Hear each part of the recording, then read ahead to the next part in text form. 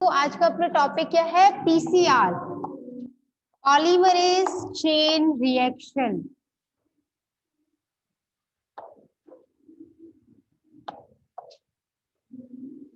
Polymerase chain reaction के अंतर्गत क्या होता है? अब तक हमने क्या क्या पढ़ लिया कि हमें किसी एक जीव में से डीएनए जो है वो हमें देखना है, कौन सा डीएनए उसका कौन सा टुकड़ा बेस्ट है। वो डीएनए का टुकड़ा हमने क्या किया? कट कर लिया, निकाल लिया।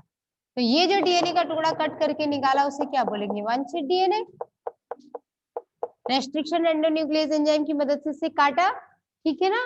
काटने के बाद क्या किया? इसको वेक्टर के इसको इससे अलग कैसे करेंगे? मुख्य डीएनए से इलेक्ट्रोफोरेसिस द्वारा, जेल इलेक्ट्रोफोरेसिस मेथड द्वारा। फिर क्या किया? इसको वेक्टर के साथ हमने ऐड कर दिया।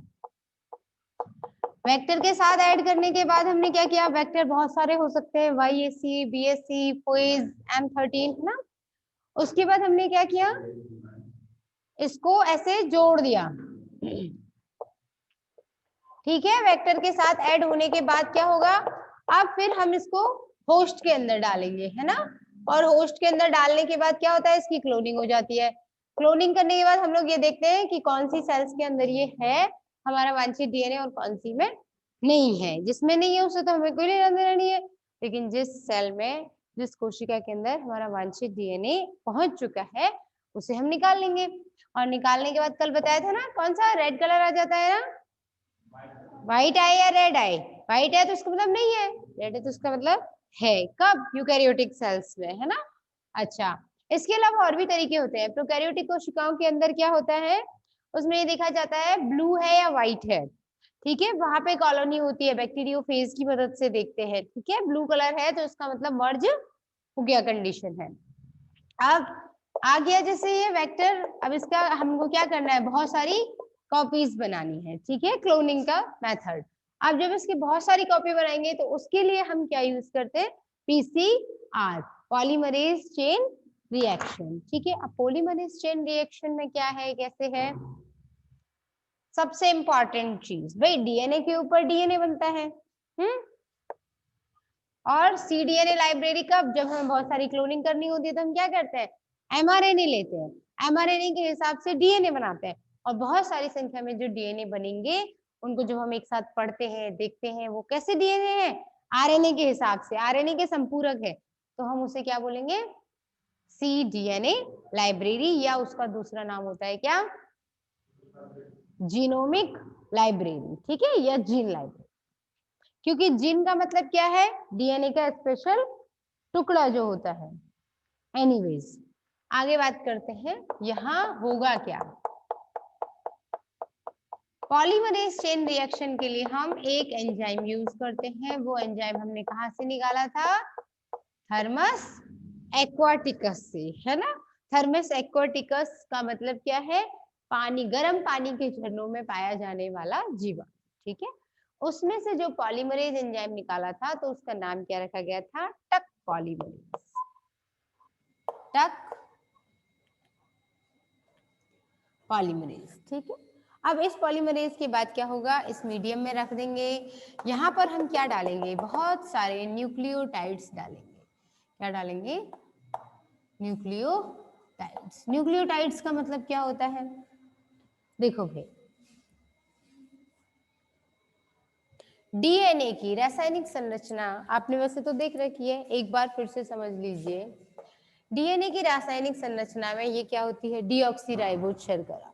डीऑक्सीराइबोज शर्करा इसे कब कहेंगे? जब पहला, दूसरा, तीसरा, चौथा और पांचवा 5 कार्बन है, 5 कार्बन वाली श्रृंखला है, ये साइक्लिक कंडीशन है, तो इसे क्या बोलते हैं? पेंटोज शुगर या राइबोज शुगर। दूसरे नंबर के, ये सेकेंड नंबर के कार्बन पर अगर यहाँ OH होता तो इसे क्या बोलते? राइबोज शर्करा। लेकिन दूसरे नंबर के कार्बन से जहां से जब ऑक्सीजन डिलीट हो जाता है, खत्म हो जाता है, तो इसको क्या बोल देते हैं? डीऑक्सीराइबोज शर्करा। आगे बात समझ में? इसमें पहले नंबर के कार्बन पर एडिनोसिन, ग्वानाइन, थायमिन या यूरेसिल, कोई ना कोई एक नाइट्रोजनी क्षार लगा हुआ होगा, ठीक है। अच्छा, ए और जी, एडिनाइन एंड ग्वानाइन, ये दोनों कौन से नाइट्रोजनी क्षार के एग्जाम्पल है? प्यूरिन, प्यूरिन के। और टी और सी, थायमिन और साइटोसिन, किसके हैं? पिरिमिडीन के। समझ आ गई बात?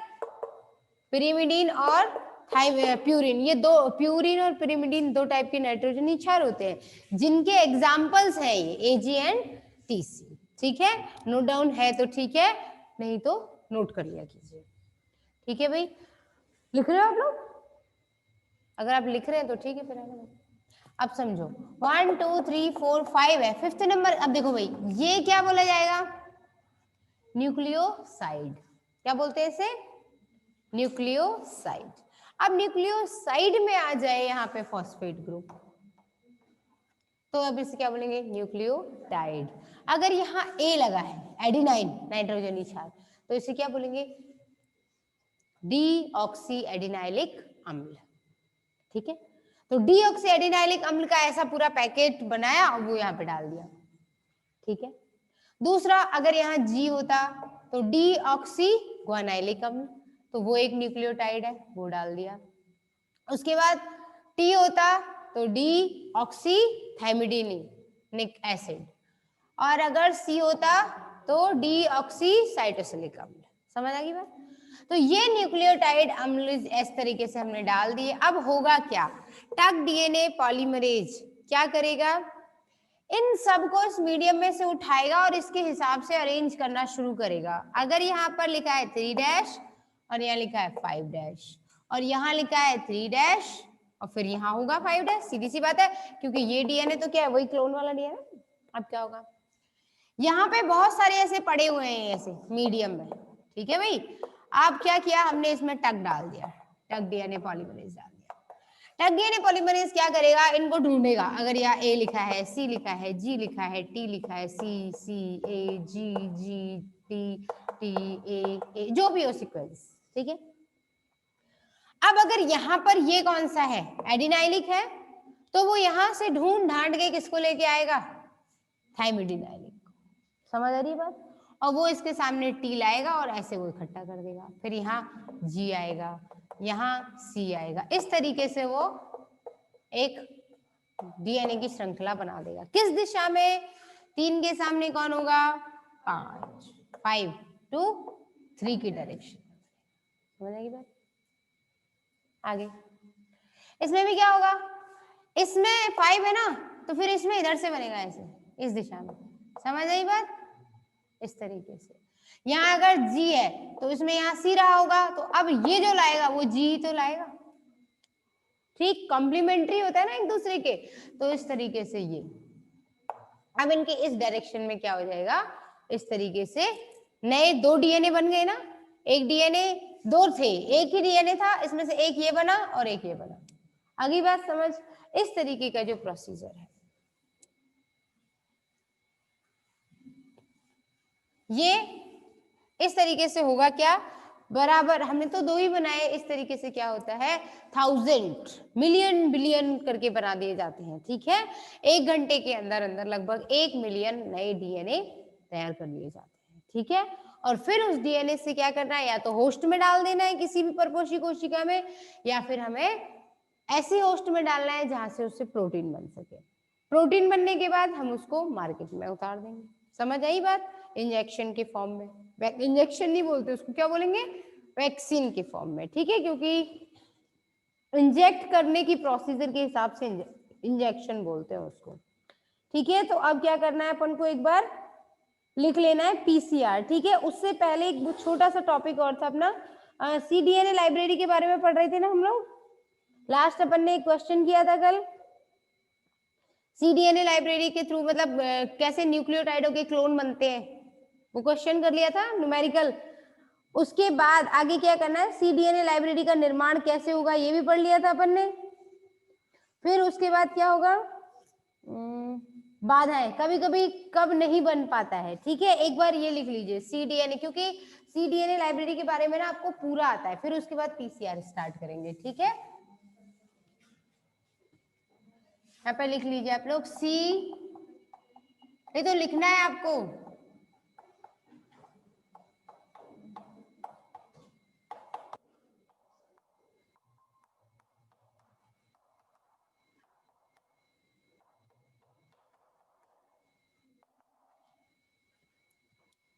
क्या क्या कमियां रहती हैं? ठीक है ना,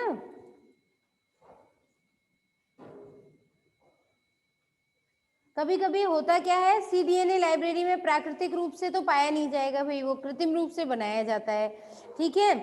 तो उसकी समस्या है कुछ, उसकी समस्या ये है पहली बात तो कि cDNA एकल रज्जुकी का अपूर्ण रेप्लिकेशन करता है।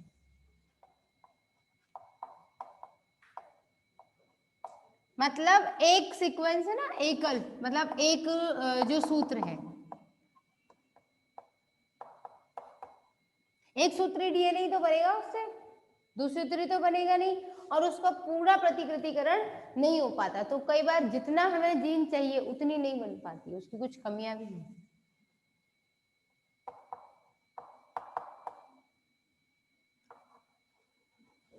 रेप्लिकेशन को क्या कहते हैं हिंदी में? प्रतिकृतिकरण।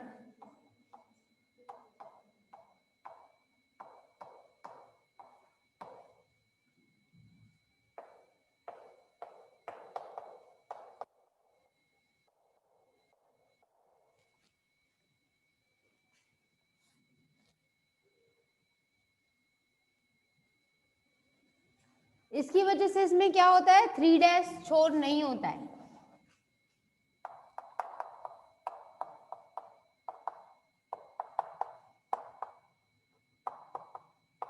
अच्छी तरीके से डेवलप्ड नहीं होता है।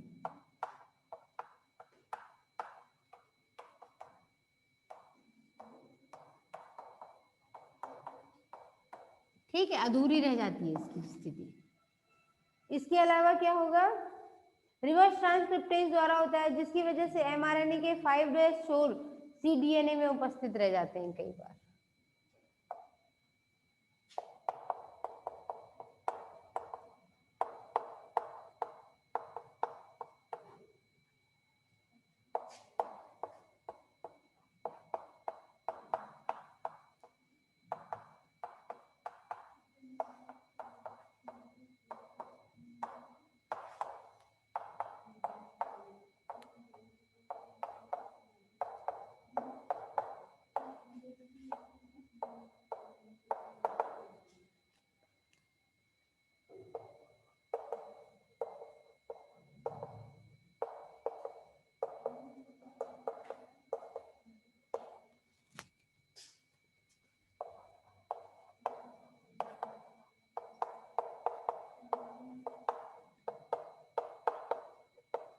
रह जाता है इसके अंदर एमआरएनए में, ठीक है, जो आगे दिक्कत दे सकता है।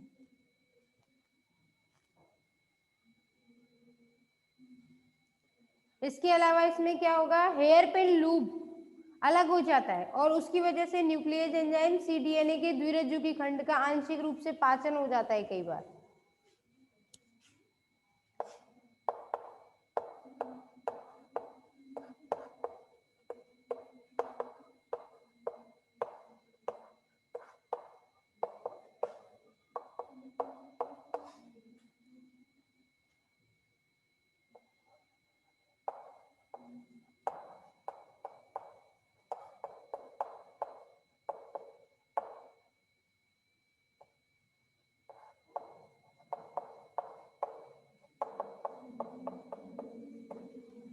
न्यूक्लियस एंजाइम क्या करेगा, पाचन कर जाएगा, है ना।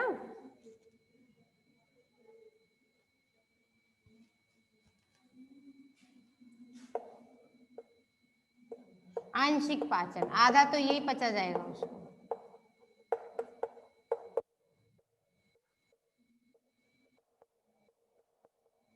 तो ये कारण खत्म हो जाए तो फिर cDNA लाइब्रेरी बेस्ट होती है। कभी कभी आधा तो वही खा गया उसको। हेयर पिन लूप कैसे बना, ये एमआरएनए था ना, इसके ऊपर ऐसे बन रहा था ना डीएनए, तो अभी जब ये पूरा होगा तो कई बार ये कंडीशन होगी कि नहीं होगी, इस लूप को हटाया जाएगा। इस चक्कर में 3' भी गया और न्यूक्लियस एंजाइम लाते हैं हम यहाँ पे, जिसे हटे टूटे। अब क्या हो गया, ये पूरा, ये आधे को तो वैसे ही खा जाता है, तो बस इतना सही रहेगा ये, ठीक है ना। ठीक है, तो आप इसको लिख लीजिए, फिर आगे करवाते हैं।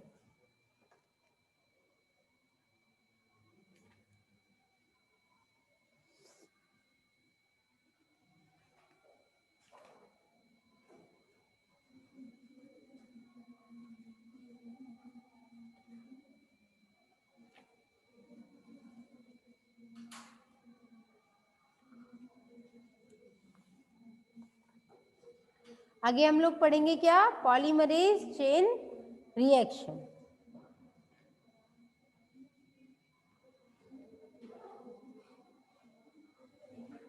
और इस तकनीक के बाद एक इसमें ब्लॉटिंग की तकनीक और है, वेस्टर्न ब्लॉटिंग, नॉर्दर्न ब्लॉटिंग। ठीक है, आपके में केवल वेस्टर्न ही है डीएनए से रिलेटेड।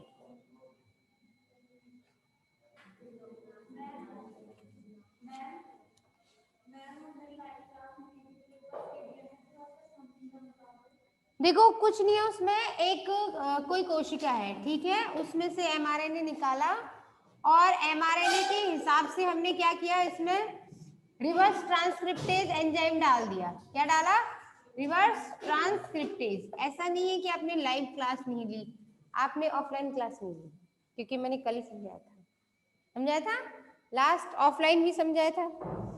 ठीक है, कोई बात नहीं है। तो रिवर्स ट्रांसक्रिप्टेज एंजाइम क्या किया, आगे डाल दिया एमआरएनए में। उसके बाद क्या होगा, यहाँ पर ये डीएनए को बनाना शुरू कर देगा आरएनए के हिसाब से। एमआरएनए के हिसाब से क्या होगा, डीएनए बनेगा। तो ये जो डीएनए बना वो एमआरएनए का क्या है, कॉम्प्लीमेंट्री, संपूरक। तो फिर जो एमआरएनए, ये इस तरीके से बहुत सारे फिर इन डीएनए की कॉपी बनाई जाती है। उन कॉपीज को क्या बोलेंगे हम, cDNA लाइब्रेरी या जीनोमिक लाइब्रेरी। आगे बात समझ में, ठीक है। अब तो इरेज कर दो ना, इसको कंप्लीट कर लिया होगा ये।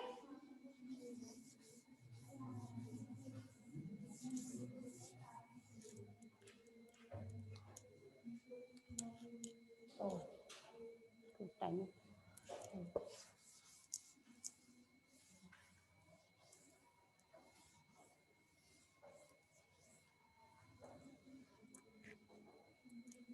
ठीक है, आगे बात करते हैं। ठीक है, कि क्या होगा, कौन कौन से प्रोटीन कैसे अलग, मतलब प्रोटीन निर्माण के लिए अब हमें क्या करना है, क्लोनिंग करवानी है ना। तो डीएनए के प्रोब कल समझ में आ गया था, प्रोब्स क्या होते हैं, कैसे होते हैं। ठीक है, अब आगे क्या है, आगे आपका पीसीआर। ठीक है ना, पीसीआर क्या होता है, एक ऐसी विधि होती है जिसमें डीएनए के विशेष अनुक्रमों का प्रवर्धन पात्र स्थिति में किया जाता है। ठीक है,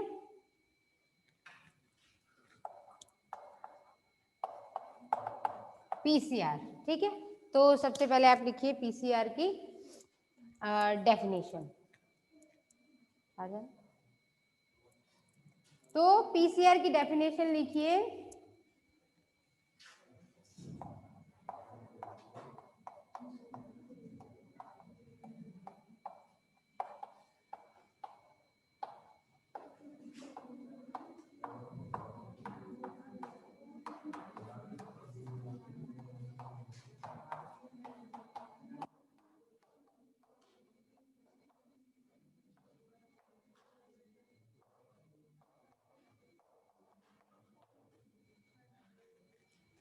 जिसमें विशेष डीएनए अनुक्रमों का प्रवर्धन किया जाता है, मतलब बनाया जाएगा।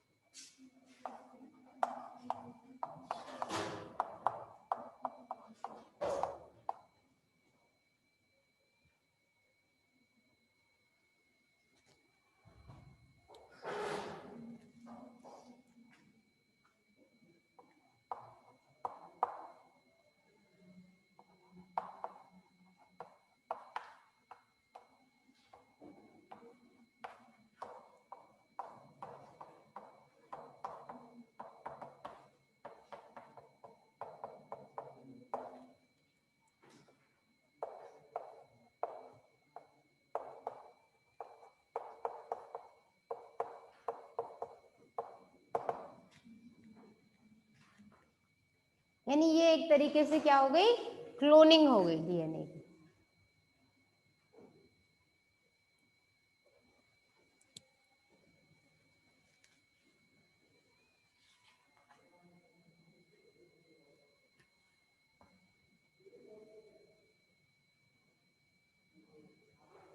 इसके बाद इसका पूरा मेथड आपको बता ही दिया है ना, और ये जो है ना वो आपके नोट्स में आपको लिखी हुई मिलेगी। ठीक है, आप एक बार ये डायग्राम बना लीजिए, बाकी तो सब आपको लिखा हुआ मिलेगा।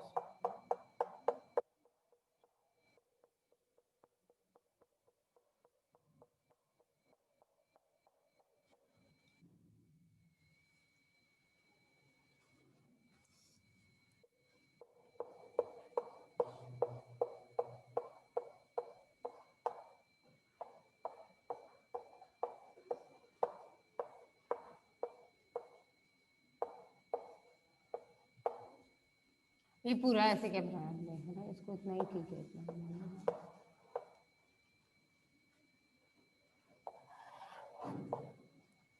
तो फिर इसके बाद क्या हो जाएगा, 1 से 2 बन गए ना ये।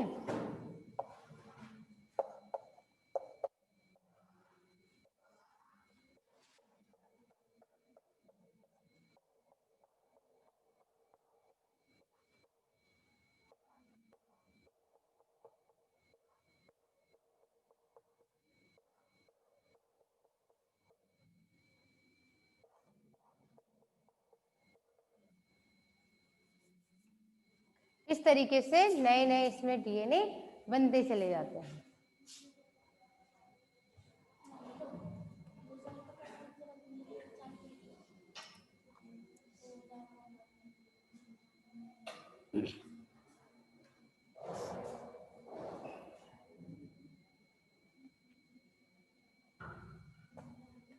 तो अगर यहाँ कहाँ डायरेक्शन होगा, 5 to 3 की डायरेक्शन में, इसमें क्या होगा 5 to 3 की डायरेक्शन में। ठीक है, ऐसे में सोच लेना कि मैथमेटिक्स में पहले 3 आता है तो 3 से 5 चलेगा, नहीं, यहाँ कहाँ से चलता है, 5 से 3 में। ठीक है, साइंस में मैथ फेल हो जाता है, पहले भी बताए थे।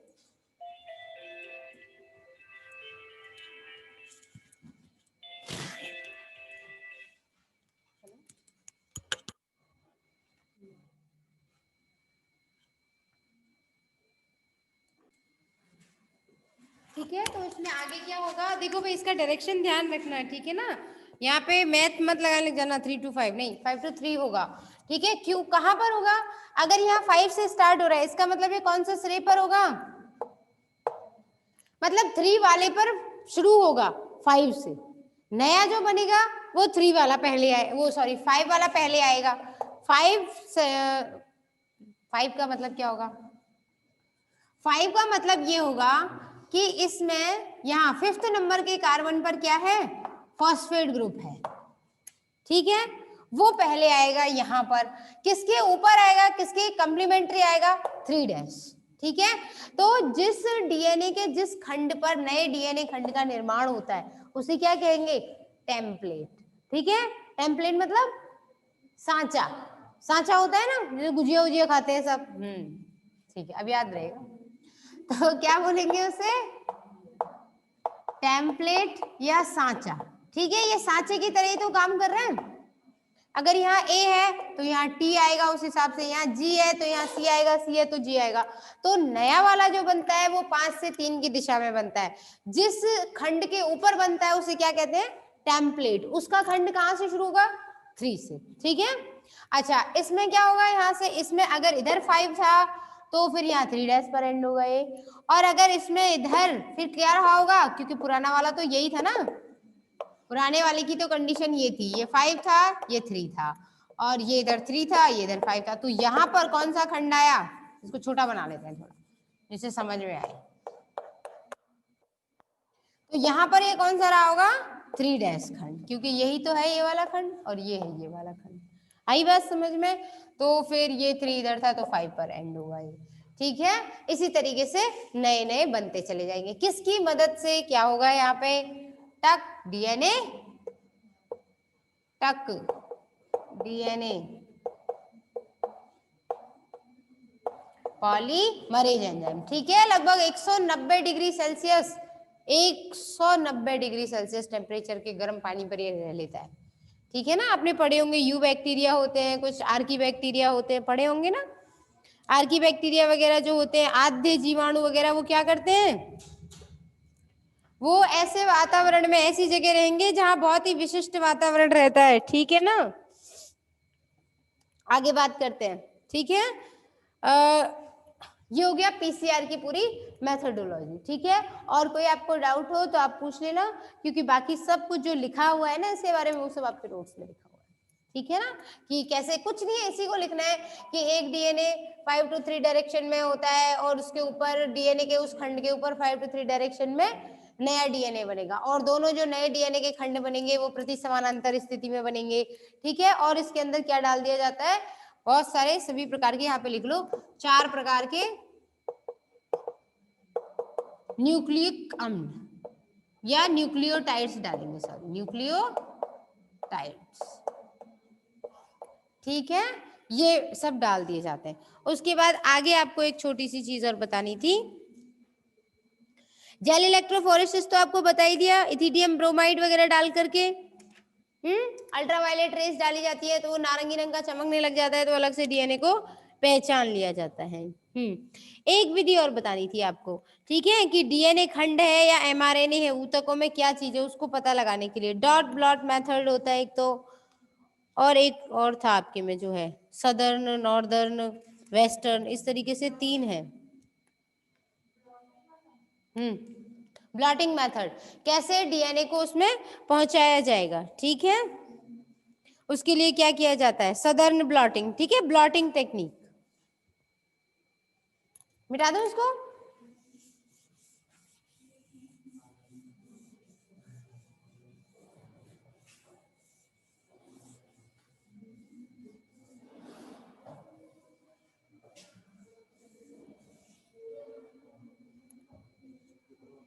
देखो भाई, ब्लॉटिंग टेक्निक, ठीक है, ब्लॉटिंग टेक्निक में क्या होता है कि डीएनए के प्रोब संकरण द्वारा डीएनए खंडों को आसानी से पहचाना जाता है।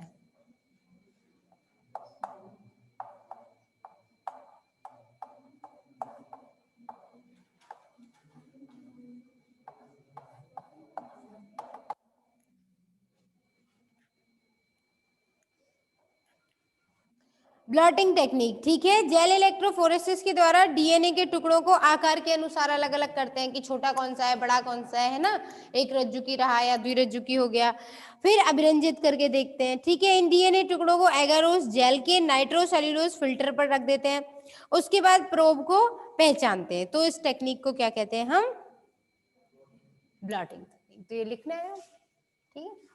वैसे तो ये लिखा हुआ है, पर एक बार आपको समझा देती हूँ, क्योंकि इसमें क्या होता है, थोड़ा 250 ग्राम की सी एक गद्दी जैसी बनाई जाती है फिल्टर पेपर्स की, उसके ऊपर एगारोस के ऊपर रखते हैं, फिर डीएनए रखते हैं, फिर वो धीरे धीरे सोखता है। मेथड थोड़ा सा टिपिकल है, वो समझा देती हूँ।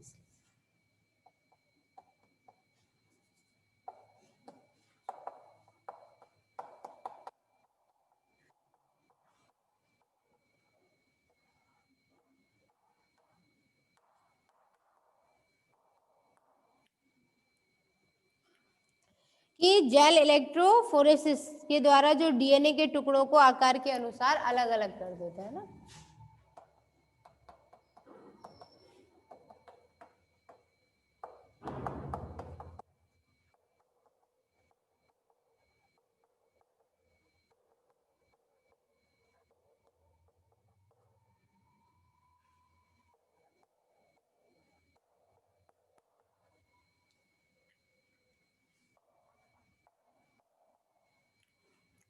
जब अलग अलग कर देंगे फिर क्या करते हैं, अभिरंजित करते हैं।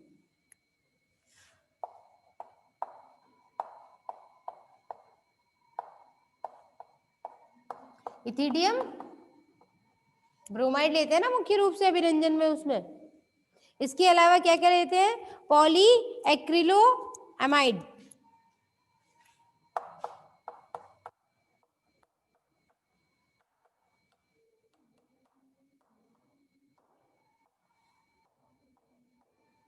ये भी ले लेते हैं कई बार।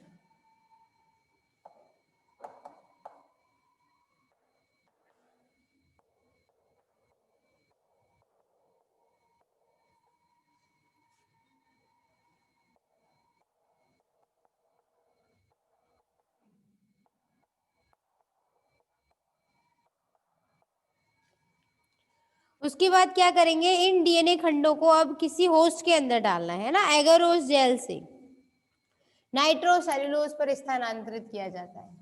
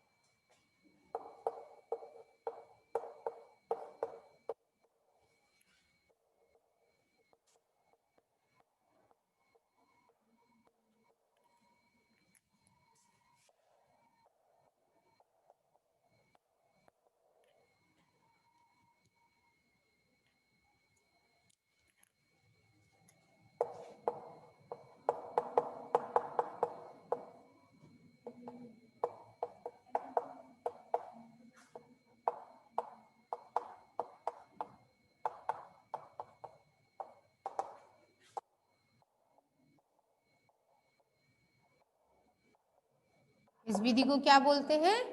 ब्लॉटिंग। ठीक है, फिर आप आगे पढ़ोगे कि ब्लॉटिंग कितने तरीके की होती है। 4 तरीके की ब्लॉटिंग होती है। ठीक है ना।